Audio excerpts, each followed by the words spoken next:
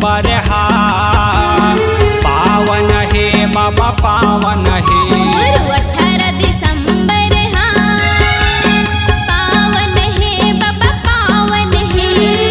माथे नवावो चरण में जाके माथे नवावो चरण में जाके सबके मन ला भावत है।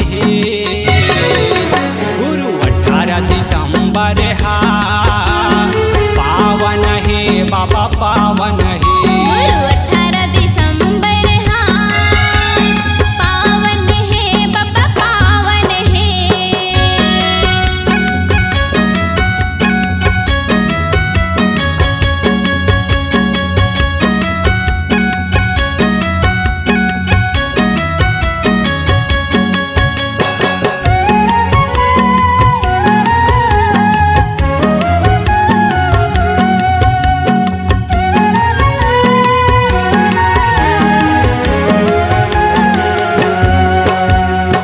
पूजा करत है नर नारी मन जोड़ा गाजत खाम के सुंदर बोला बनाए है सादा रंग जान के।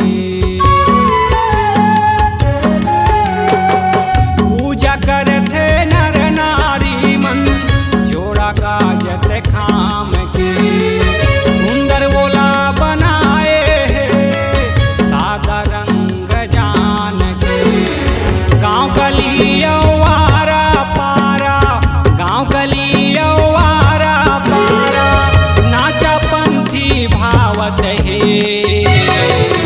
गुरु 18 दिसंबर हा पावन है बाबा पावन है। गुरु 18 दिसंबर हा पावन है बाबा पावन है।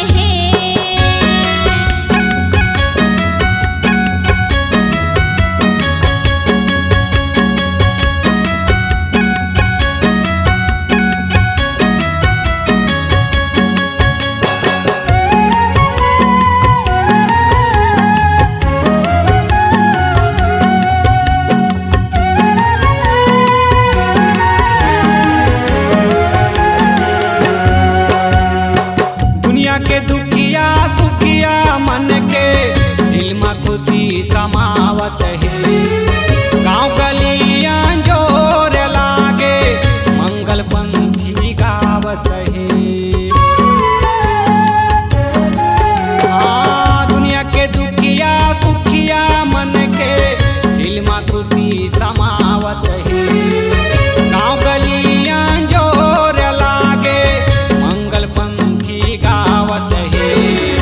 नाम ला तोरे गावत रही थे नाम ला गुरु गावत रही थे मांदर झांझ बजावत है।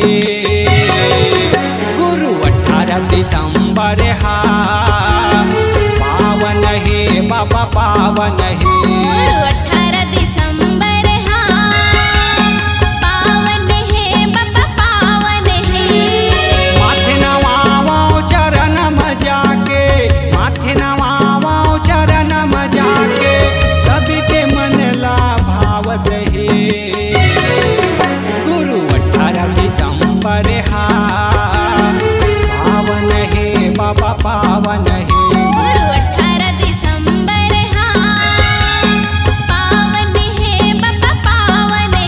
हाँ, पावन है गुरु पावन है पावन है बाबा पावन है पावन है गुरु पावन है पावन है बाबा पावन है। C-Log Digital Recording Studio, Cordoba. Contact number 9907119215.